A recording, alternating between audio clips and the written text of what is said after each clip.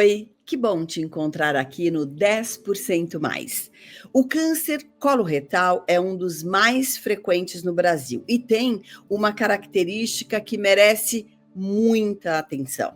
Muitas vezes começa sem dar sinais. Então, como prevenir? Quando investigar? E o que nosso intestino pode estar tentando nos dizer? Para esta conversa, eu recebo hoje o professor médico colonoproctologista Carlos Mateus Rota. Ele é professor da Faculdade de Medicina da Universidade de Mogi das Cruzes. Professor doutor, mais conhecido como Mateus Rota. Por favor, seja muito bem-vindo. Muito obrigado pelo convite. A gente poder dizer alguma coisa de um assunto tão importante como o câncer coloretal, e que hoje está muito em voga. Pois é, eu agradeço muito a sua participação e logo de início, doutor Mateus, começando pelo básico. O que é o câncer coloretal e por que ainda é descoberto tardiamente em muitas pessoas?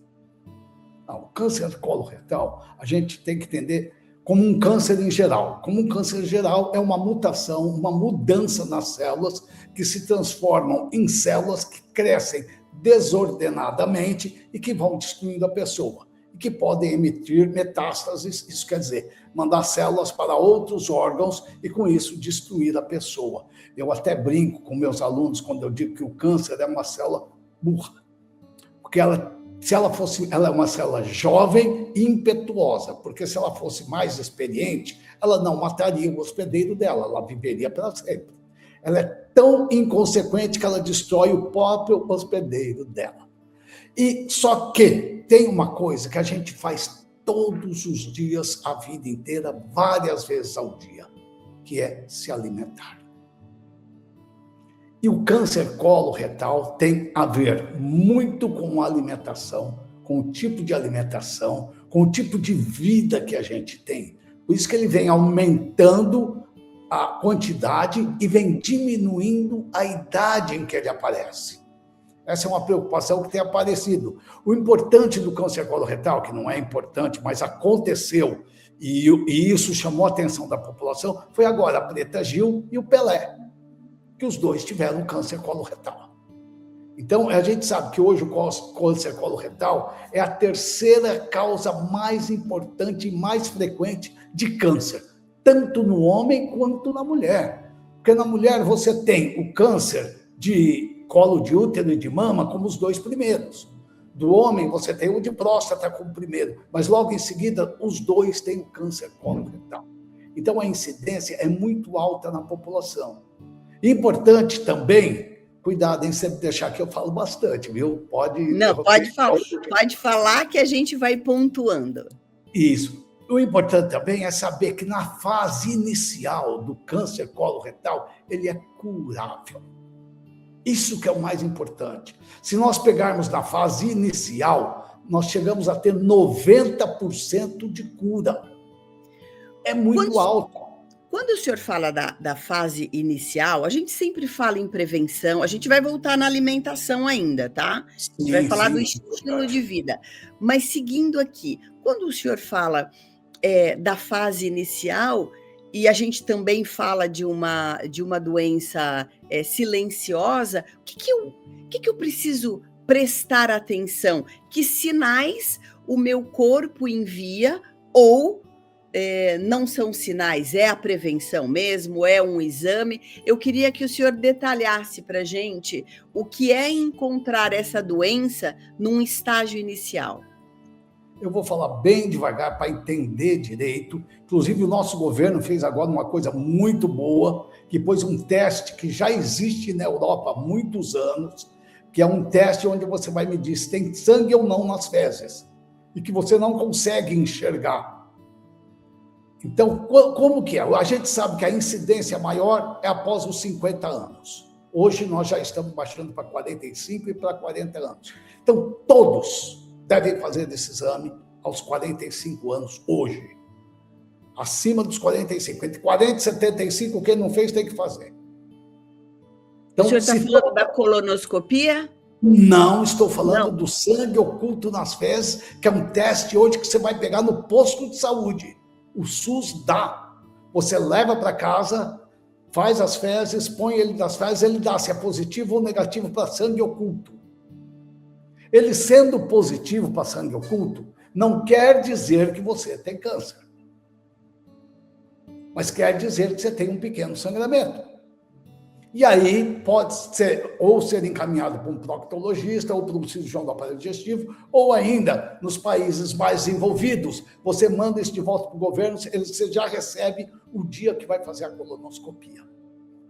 Como nós somos um país muito grande, não existe colonoscopista suficiente para fazer todas as colonoscopias que o Brasil precisa. Ah, mas Rio e São Paulo, sim. Rio e São Paulo é outro mundo nesse nosso país, né? Onde a gente está praticamente igual ao primeiro mundo, e dependendo do local também. Tem locais em São Paulo que nós estamos no terceiro, quarto, quinto mundo, como no Rio de Janeiro.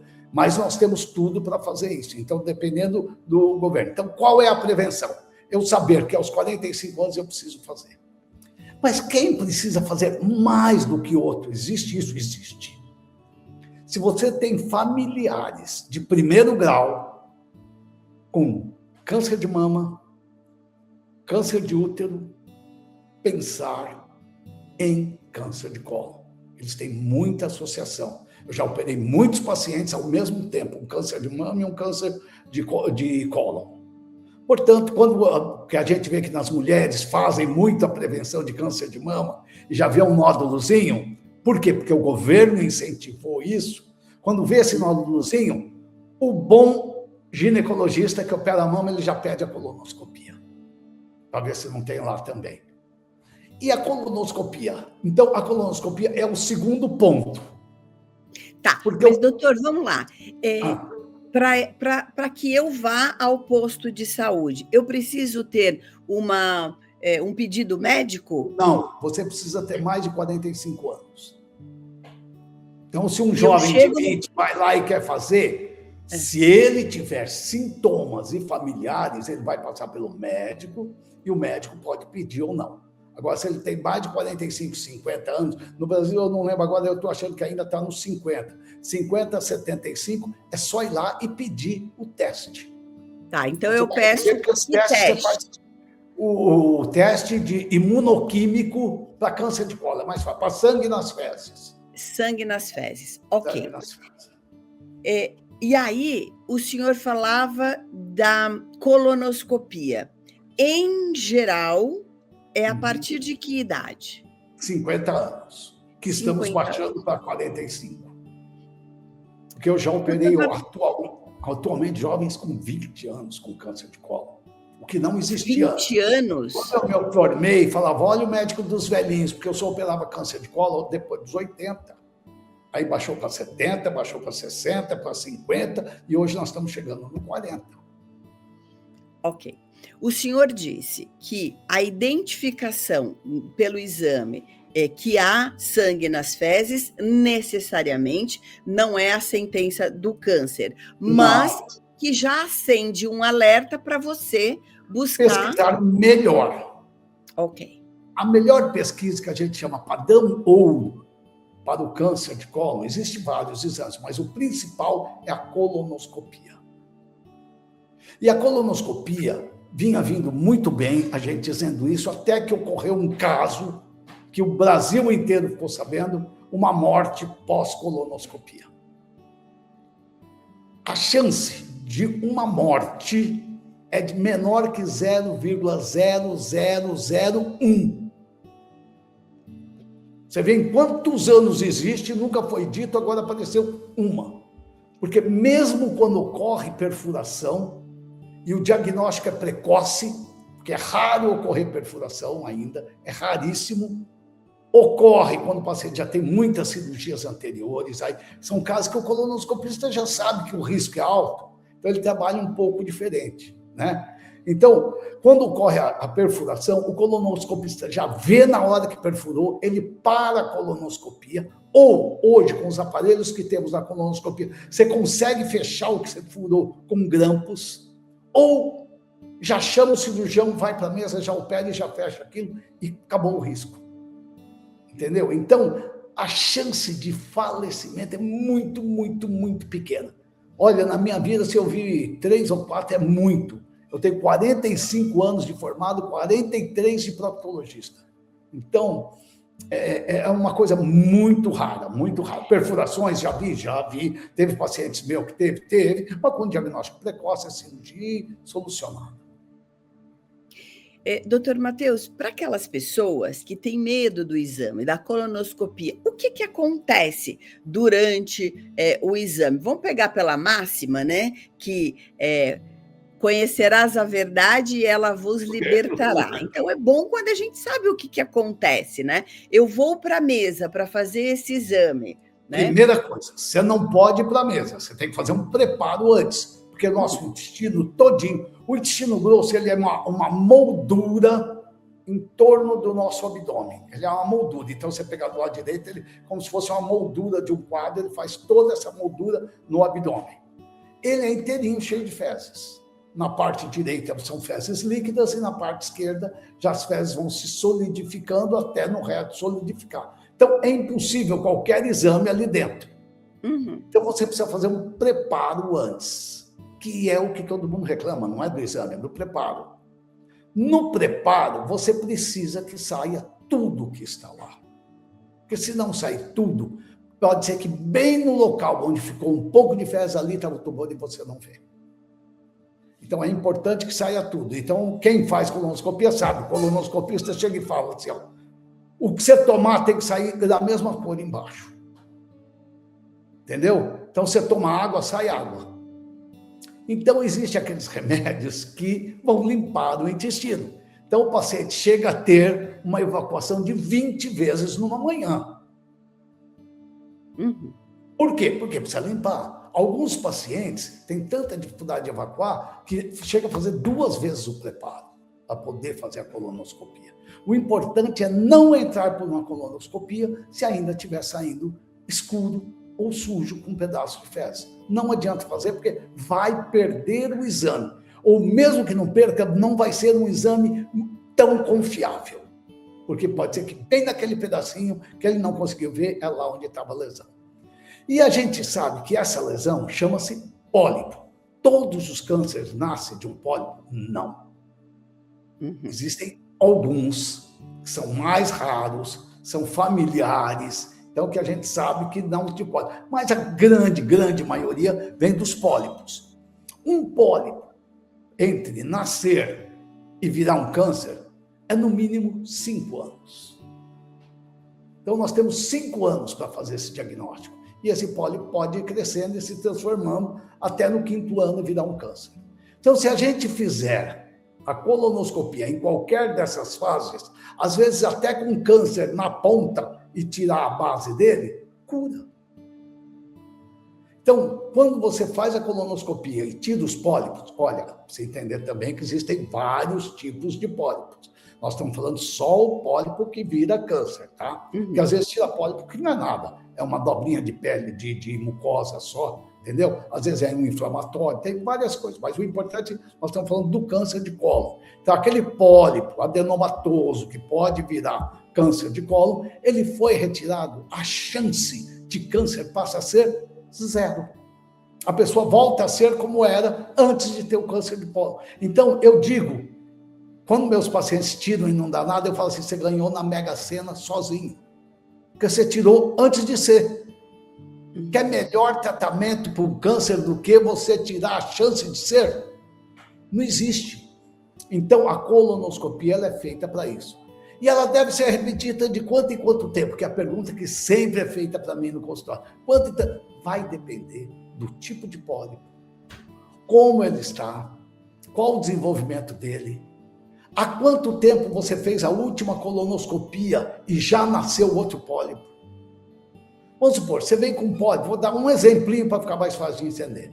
Você vem com um pólipo fez a colonoscopia, veio um pólipo. Daqui 5 anos, você vem, tinha um pólipo. Então, você sabe que esse cara demora para formar pólipos.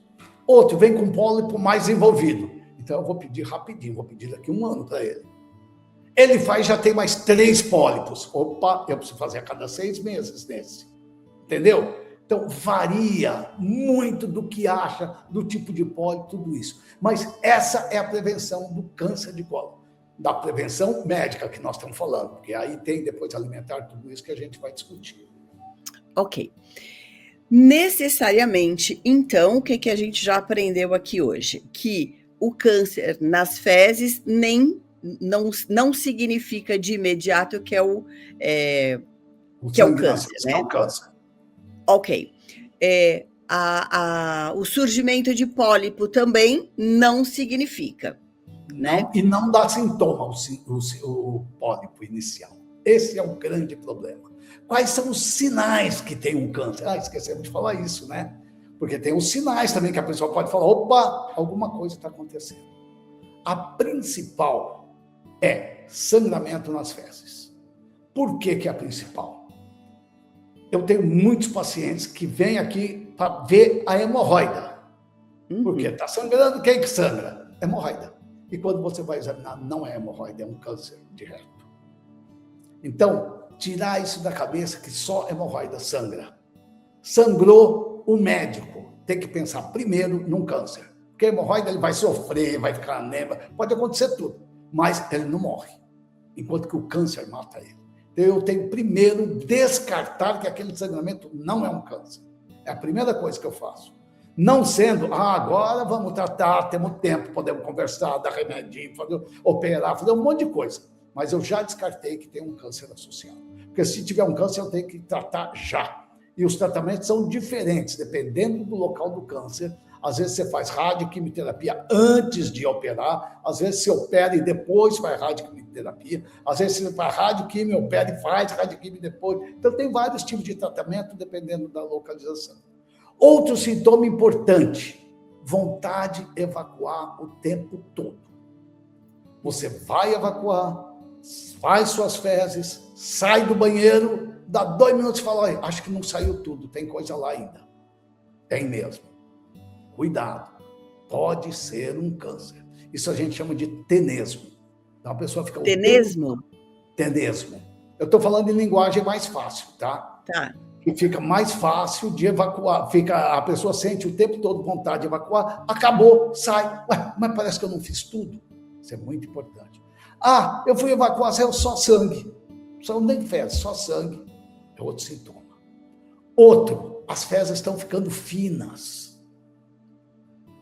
Por quê? Porque o tumor está crescendo lá dentro e diminuindo o tamanho do cólon.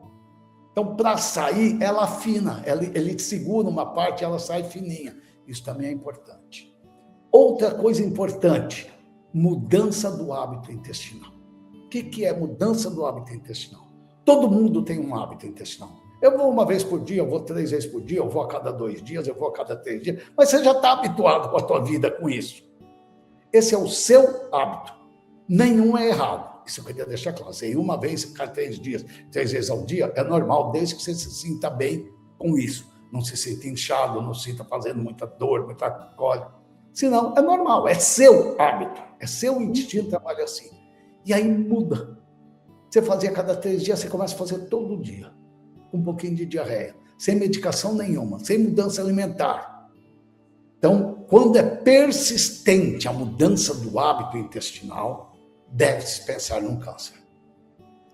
Isso, todo mundo já teve uma mudança. Por isso que eu falo a persistência. Porque todo mundo um dia teve diarreia, um dia ficou preso, todo mundo já aconteceu isso. Então, são sintomas que são normais, mas se persistentes, não são.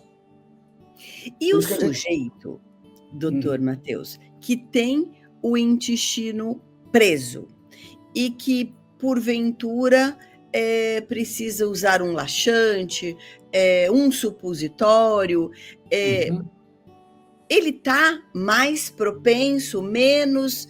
quem é essa pessoa em então, relação ao ele câncer. está mais propenso. Mas só vou acabar os sintomas aqui, que faltou um muito importante, ou melhor, dois muito importantes. Emagrecimento sem causa conhecida. Eu estou emagrecendo. Mas por que eu estou? Sei lá. Eu como Pode bem, até estar achando bom, né, doutor? Pode estar achando bom, mas com uma causa desconhecida. Como é que está emagrecendo? Tem que pesquisar câncer de colo. Outra coisa, anemia sem fator conhecido. Você vai no hematologista, ele faz todos os exames, só não tem diagnóstico de onde sangra. Ou que tipo de doença você tem para ter anemia. Pode procurar que tem um câncer de colo no lado direito. A gente até sabe o lugar mais conhecido de ter isso, né? Então, esses são os sintomas. Agora, as pessoas mais propensas a terem câncer de colo. A primeira já falamos, que é aquela que tem familiares de primeiro grau, com câncer de colo, câncer de mama, câncer de útero. Tá? Então, esses têm que se prevenir primeiro, já começar a pensar antes. As pessoas que têm muita diarreia, ou essas diarreias sendo causadas pela doença inflamatória intestinal, que é a doença de Crohn e retocolite ulcerativa. Também tem uma tendência maior a ter câncer coloretal. Então, esses a gente tem que seguir de perto. As pessoas com dificuldade de evacuar, que ficam 3, 4, 5, até uma semana, eu já tive paciente de ficar um mês sem evacuar, né? Essas pessoas têm uma propensão maior. Por quê? Porque nas festas... Doutor, mas fica um mês sem evacuar e mesmo tentando... Não, sem aplicar remédio nenhum, sem fazer nada. Ah, ok. Esperando que funcione sozinho. Tá? Os remédios fazem funcionar. Mas aí que tá. Essas pessoas, por que é fezes? Vamos pensar para entender. Fezes é o que o corpo não quer. Ele usou tudo que tinha que usar do material e aquilo vai para o lixo. Então, ele joga no intestino grosso para aquilo ir embora. Certo? É o que o corpo não precisa mais. Então, o que ele faz? Essas coisas que estão ali, algumas delas fazem mal para o intestino. Por isso que ele jogou fora. E ela fica em contato com a parede do intestino. E esse contato dessa substância pode alterar a celularidade local. Entendeu? Essa alteração da celularidade pode virar um câncer. Pode. Não quer dizer que vai virar. Pode virar um câncer. Então, o que a gente tem que fazer? Aquela evacuação em que você faz e não sente nada. É normal fazer a cada 3 dias. Eu vou a cada 3 dias, não sinto nada, não sinto dor, não me sinto inchada, não me sinto cheio de gases. Ou vou 3 vezes ao dia, mas vou normal. Agora, aquela pessoa que tem cólica, vai 3 vezes ao dia, ou para ir no banheiro, precisa aplicar remédio. A gente sabe que esses remédios podem levar a outras doenças inflamatórias intestinais. Então, o ideal é a gente corrigir tudo isso aonde? Na alimentação e no estilo de vida. Agora, eu acho que essa sim é a maior prevenção, porque não depende do médico, não depende de ninguém, depende só de você mesmo. Então, você ter esse interesse em cuidar da sua vida, você vai cuidar melhor. Ou o que faz o intestino funcionar? Porque na década de 50, pensou-se que iam se criar pílulas que não precisava mais comer. Já sabia as vitaminas que precisava, os sais minerais que precisava, tudo. Você põe na pílula, toma, acabou, não precisa mais comer. Para que comer? Não é verdade? E viu-se que aumentou o câncer de colo quando começou isso e diminuiu a alimentação. Porque o câncer de colo vem em quem não tem fibra no intestino. O que é fibra?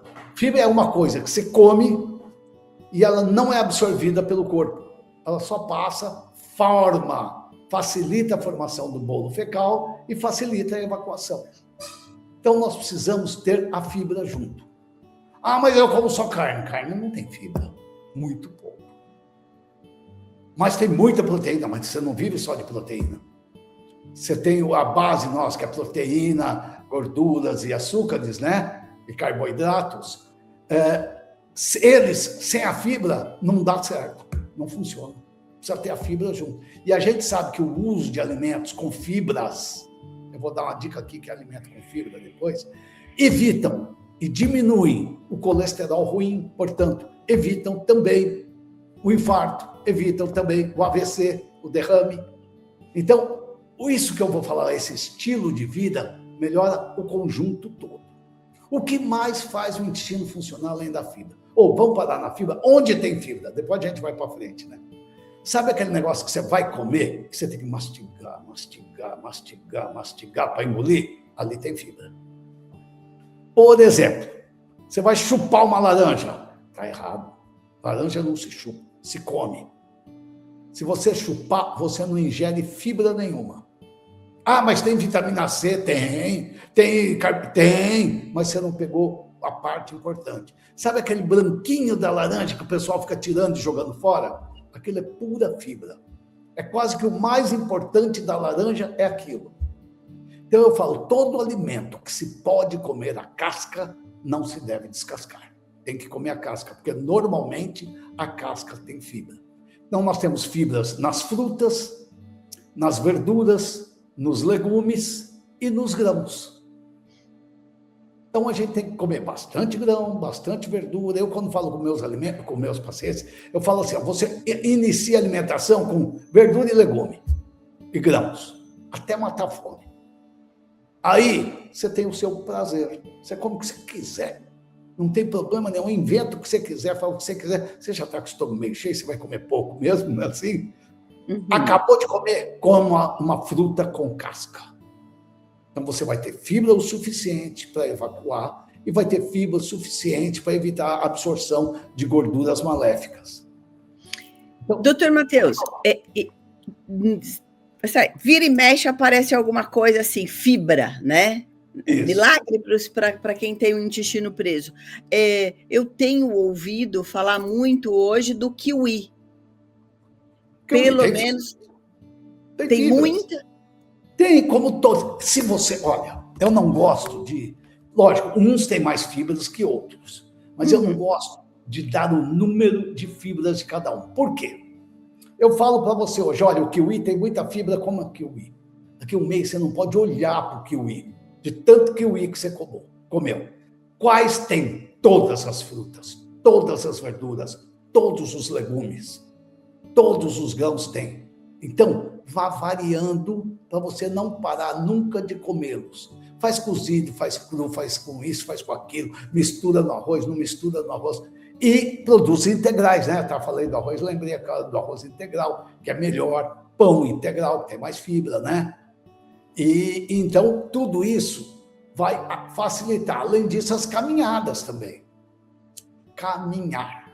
O intestino sabe o que, quando você caminha, ele tem que funcionar para não fazer muito peso em você. Então, ele funciona e você consegue ir no banheiro. Então, se você fizer isso, melhora. E tem outra coisa que nosso corpo, eu falo assim, é uma máquina fantástica. Não existe igual. Quando você começa a comer, a comida cai no estômago. Existe um reflexo chamado gastrocólico. Gastro é estômago, cólico de cólon. O estômago avisa o cólon que está chegando comida.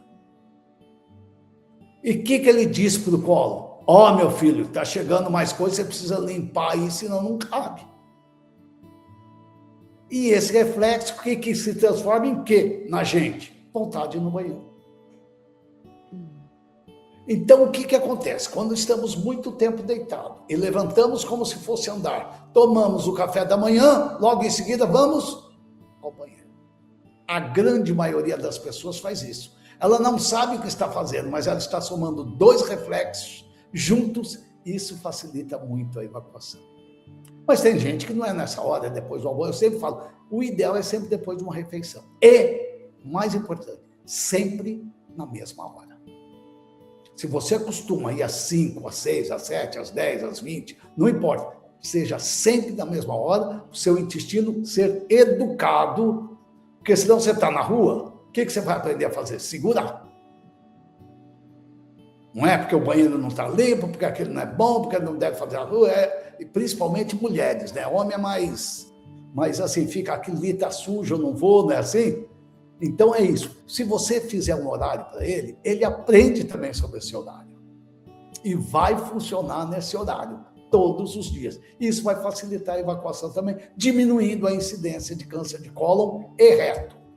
Agora existe também de ânus, que há 2 anos atrás aumentou em 7% a incidência no Brasil, o ano passado em 12% a incidência no Brasil do câncer de ânus, que a principal causa dele é o HPV. HPV. HPV, o mesmo que dá câncer de colo de útero, dá câncer de ânus. Então, as pessoas precisam agora tomar muito cuidado. Como hoje em dia ficou até mais fácil a relação anal, assim, mais conhecida, vamos por assim, ela, sem proteção, sem ou o parceiro tendo HPV, ele vai passar o HPV, porque a gente sabe que é um vírus que ele é muito facilmente transmissível e vai transmitir. A mulher aparece no colo do útero também, isso. Às vezes ela nem vê que tem, porque está lá dentro, ela não consegue ver. Quando é por fora, na vagina, é mais fácil de ver. E aquilo anda, porque é um vírus, ele vai pegando todo, chega a pegar todo o ânus também. Então, muito tem no homem e na mulher, e a gente está preparando um protocolo, ou melhor, já está pronto um protocolo. Eu não falei para vocês, mas eu dou aula fora do Brasil também. Eu dou aula na Itália, em Firenze, onde a gente tem um grupo que tem um protocolo só para HPV anal. Então, a gente tem também isso de prevenção, porque precisa ter um ambulatório para as pessoas, eu chamo de anorreceptivas. As pessoas anorreceptivas devem procurar o proctologista e fazer exames. E não é uma anoscopia normal, uma colonoscopia normal que vai ver. É isso que eu ia te perguntar. Tem um exame específico? Tem exame específico, como o do colo do útero. Você vai lá, a médica põe um líquidozinho, a gente faz tudo isso no ânus, igualzinho se fosse o colo do útero. E os sintomas? Chama anoscopia com magnificação de imagens. O sintoma é com magnificação de imagens. O sintoma é aparecer verruguinha no ânus. Só que a pessoa que pode ser confundida com um cravo, com espinha, com um monte de coisa pode ser confundida. E, como ela teve a relação, tem lá dentro também, que ela não vê. Ninguém põe o dedo lá dentro, ou raríssimo as pessoas põem o dedo lá dentro. E os que põem não sabem sentir também. Assim, porque precisa saber sentir também, né? Sim. Não é só pôr o dedo, precisa saber sentir. E eu já fiz o teste, nós estávamos em 4 proctologistas, eu sei que até é estranho falar isso, mas os 4 tocaram o mesmo paciente, e os 4 falaram, não tem. Fizemos exame com magnificação de imagens, tinha. Então, quando é muito pequeno, a gente pega de 1 milímetro, 2 milímetros a gente pega. E a gente vai tirando, então diminui a incidência de câncer de ânus. Então, é um mundo diferente, onde eu trabalho há 43 anos nisso. Então, é um mundo importante que hoje ele é mais falado, porque antes tinha vergonha de vir. Ai, vou falar como eles falam, pode? No ar? Eles vão mostrar a bunda para ele. Você não vai mostrar a bunda, você está fazendo um exame. Você está se tratando. Se eu quisesse ver sua bunda, eu ia filmar, eu ia, não é assim? Num filme, ia não sei aonde, mas não aqui. Não é assim? Você vem por um motivo específico. E eu estudei e me preparei para esse fim específico. Então, é ali o nosso foco. É tratar aquilo que está acontecendo. Né? Então, olha só. Pode falar.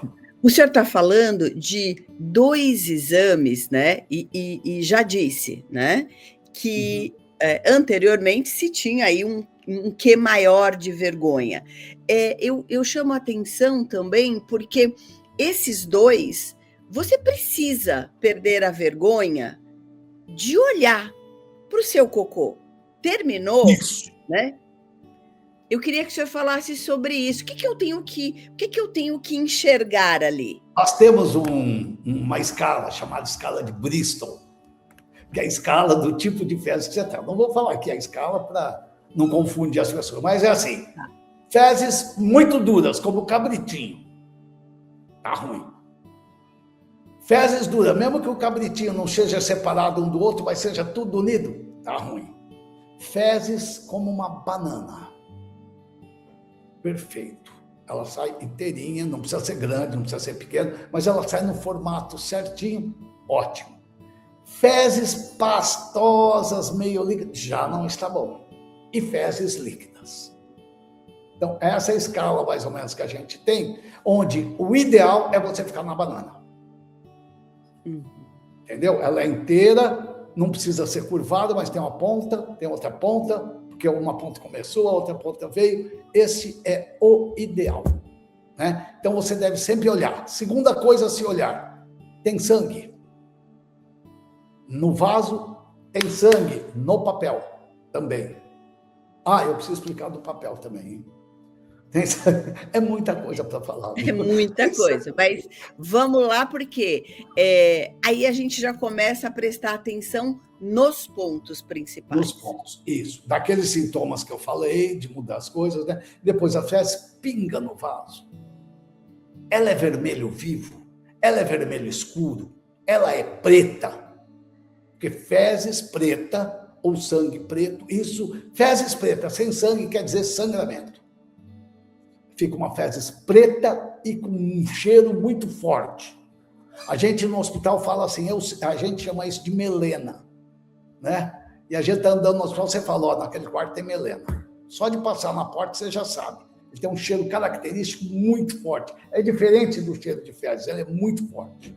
E as fezes aí já é uma infecção, é isso? Não, é sangramento do aparelho digestivo. Normalmente é do aparelho digestivo alto. É mais no estômago, não é do que nós estamos falando. Mas pode ser um tumor de estômago sangrando. Entendeu? E aí, se for vermelho vivo ou vermelho meio escuro, é mais de baixo. Certo? Se pinga no vaso, é mais baixo ainda. Se só suja o papel, entendeu?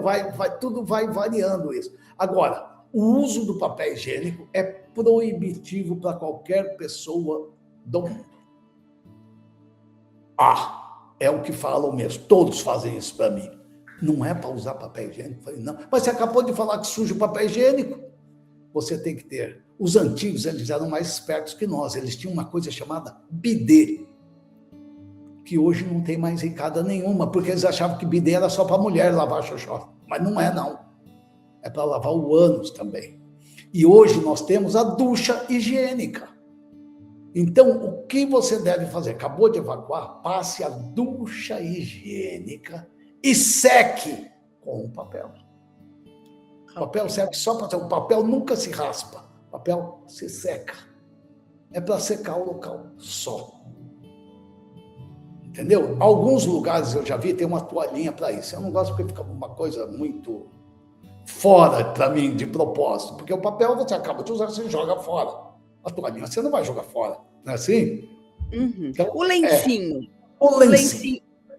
O lencinho, eu indico um lencinho sim. Nunca pode ter cheiro, não pode ser perfumado, não pode ter nada disso. Então, hoje existem lenços próprios para isso. No Brasil tem já lembro o nome aqui. Aliás, doutor Matheus, tem um lenço que ele vem escrito, e eu li, e outro dia eu até ri, porque assim, limpa o que a água não tira. É bem mas marketing, a água tira, né? Tudo, viu? Mas a água tira tudo, viu? Sim. Deixa eu ver se wipe wash. Pronto, já vi o nome aqui. Wipe wash é um lenço que vem já com uma substância que protege o ânus. Ele é específico para isso. Então, quando eu indico o uso do lenço? Fora de casa. Porque fora de casa tem um segundo problema, ducha higiênica. Quem usou antes? Contaminou essa ducha higiênica? Com certeza sim. Eu vou falar o que eu faço. Se eu estou fora de casa, é lá em cima, não tem que se preocupar. Mas se tem a ducha higiênica, eu vou muito para o hotel, porque eu viajo muito dando aulas, né? Uhum. Eu levo meu álcool, na ducha higiênica, com o papel higiênico, limpo bem a ducha higiênica, deixo ela descontaminada, e aí eu uso. Porque no Japão já tem descritos casos de contaminação, porque lá em todos os banheiros públicos tem ducha higiênica. E sempre cai um pouquinho na própria ducha. Então, tem que ter... São cuidados pequenos que todo mundo pode ter, pode fazer. Hoje eu vejo tantas mulheres, tantas moças com alquinho na bolsa. Não é assim? Uhum. Então, é muito comum hoje você ter alquinho na bolsa, água para tomar, está na bolsa também. Não é assim? Então, são várias coisas que a gente pode fazer no dia a dia e que vai diminuir. Onde tem menos incidência de câncer coloretal?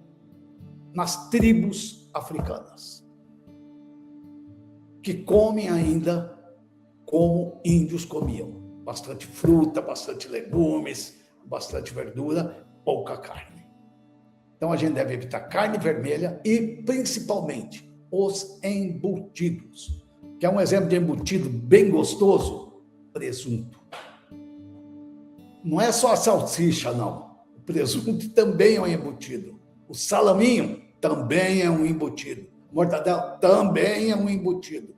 Então, temos que prestar atenção. Hoje, a Organização Mundial da Saúde já considera os embutidos com a mesma propensão de causar o câncer como o cigarro é para o pulmão. A mesma proporção? A mesma proporção. É que cigarro o cara fuma o dia inteiro, né? Entenderam? Então, é muito importante tirar essas coisas da vida da gente, ser um pouquinho mais natural, um pouquinho mais de tempo para comer. Nossos avós falavam assim, o almoço é sagrado. Por que é sagrado? Porque você tem que comer devagar, demora para fazer, então ela fica em casa ou ele fica em casa fazendo para aquilo. Demora mais para fazer coisas integrais, eu sei disso. Aí depois você senta, não se discute durante o almoço. Hoje, reunião de almoço é o mais comum que existe. E não se deve fazer reunião no almoço. O almoço, para você fazer uma digestão boa, comer tranquilo. Então, hoje se come rápido, num restaurante, e discutindo assuntos, às vezes, ruins para você, mas que você tem que discutir, né? Então, nós estamos desviando um pouco da nossa natureza. Porém, estamos vivendo mais. A incidência de câncer aumenta porque a gente vive mais. Antes, eu falo assim, Jesus morreu com 33 anos, ele não era jovem, não. Maria teve Jesus com 15 anos. Uhum. Hoje, uma menina de 15 anos tem neném, você fica assustado. Não é assim? Uhum. E naquela época era normal, porque morria aos 30. Senão, não tem jeito. Deixa eu te perguntar uma coisa, doutor Matheus. Olha só, né? Eu fico imaginando assim, veja se tem lógica essa pergunta. É uma mulher que terá, né, que é diagnosticada com um câncer no cólon com 85 anos. A gente tem uma previsão de quando esse câncer começou? Tem. Lembra dos 5 anos que eu falei? 5 anos.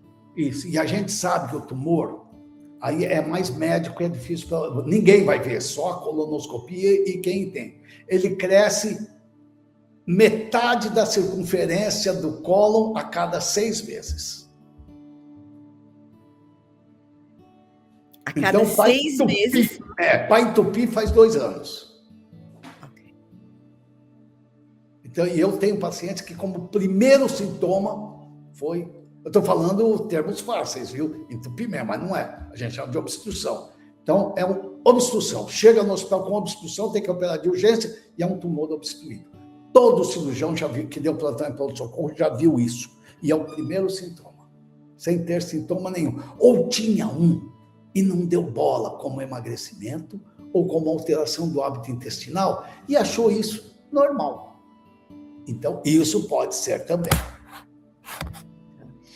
Doutor Matheus, eu como psicóloga, eu observo muito isso e eu queria ver se o senhor, na sua prática clínica também, muitas pessoas detectam sinais, sentem, o corpo fala e não vão ao médico com medo de receber a sentença da doença. O senhor percebe isso? Percebo. Só que aí eles vêm com a sentença fechada. Não dá mais para fazer nada.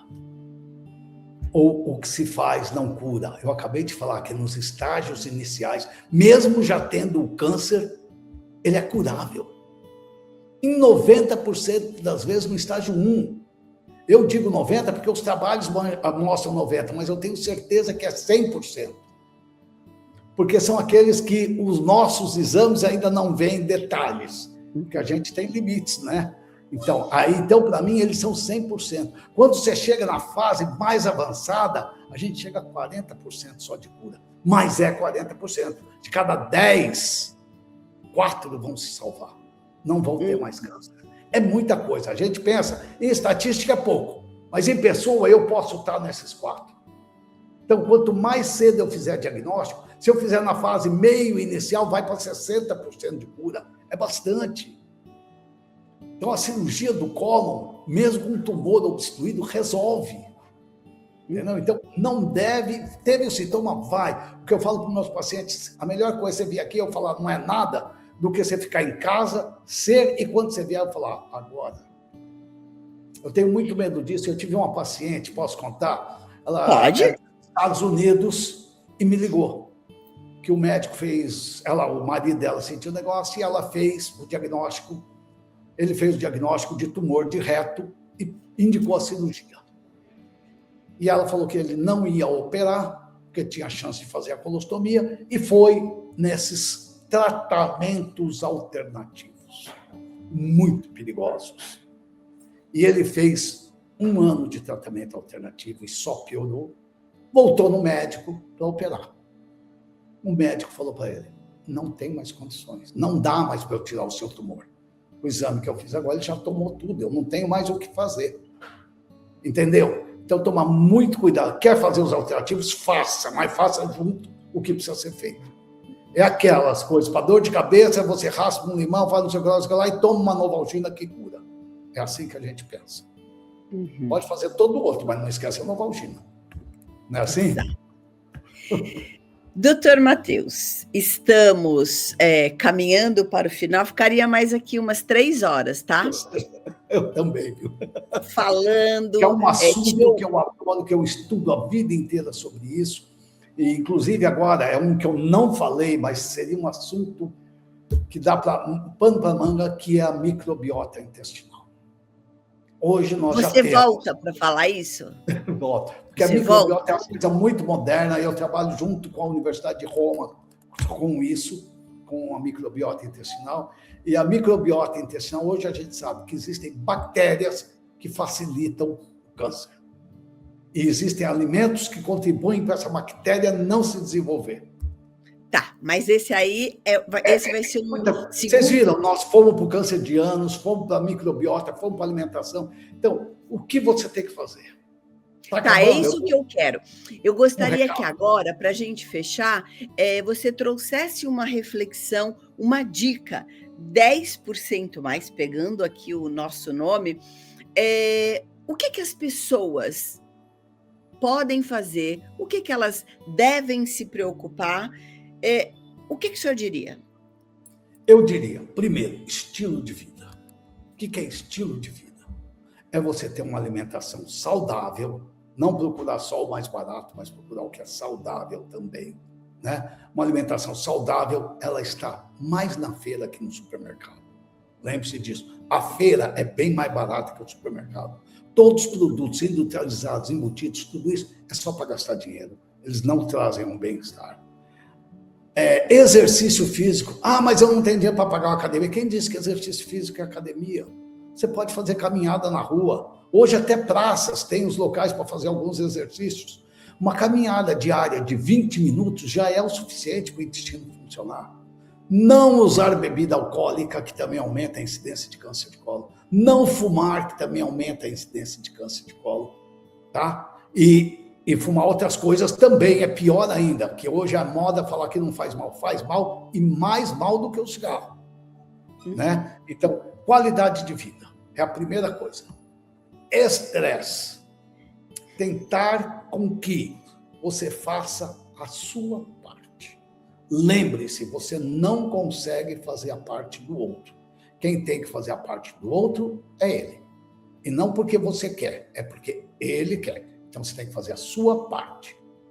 E terceiro, ficar atento aos sinais do câncer de colo, que são sangue, mudança do hábito intestinal, emagrecimento e anemia. Os 4 principais.